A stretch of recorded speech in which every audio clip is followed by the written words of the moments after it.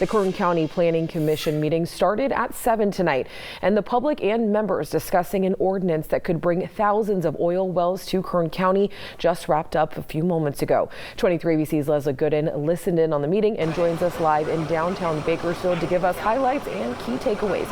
Good evening, Leslie.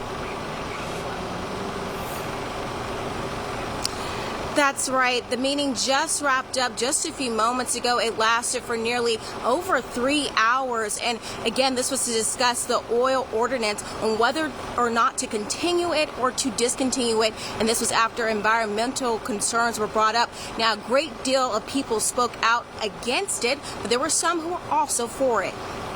It's time to phase out oil and gas. No more permit approvals. I don't care about X number of well permits. Make it zero. Zero drilling. We need zero drilling to avoid climate change and critical damage to frontline communities and ecosystems. I have to breathe the same air pollution that the oil and gas industry causes. I'm tired of this crap. Just ban it. This is the voice of a 17-year-old who is one of the dozens who opposes the oil well ordinance that could bring thousands of more oil wells to Kern County. The ordinance has been discussed for years, but it was discontinued after environmental concerns.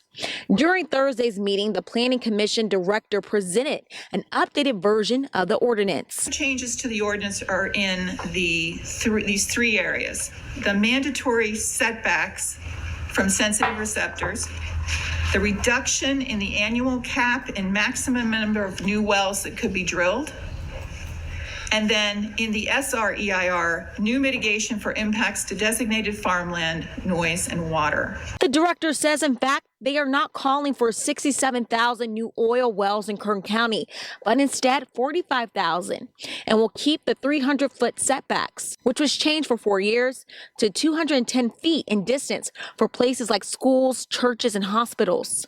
Throughout the meeting, more than 20 residents called in to share their thoughts about the ordinance, and more than 100 people left voice messages. Although there were a number of individuals against the ordinance due to these environmental concerns, there were some, like the Kern County Hispanic Chamber of Commerce, who expressed it was their livelihood.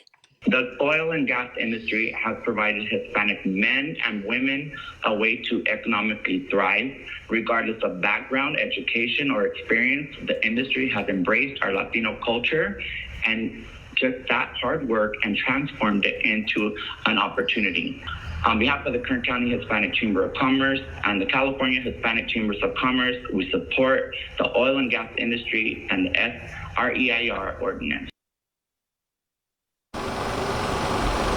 And the board is expected to listen to the rest of those voicemails starting tomorrow morning at 9 a.m. And you are unable to call in if you have not already. And we'll keep you guys updated here and online at turn23.com. Back to you, Alex.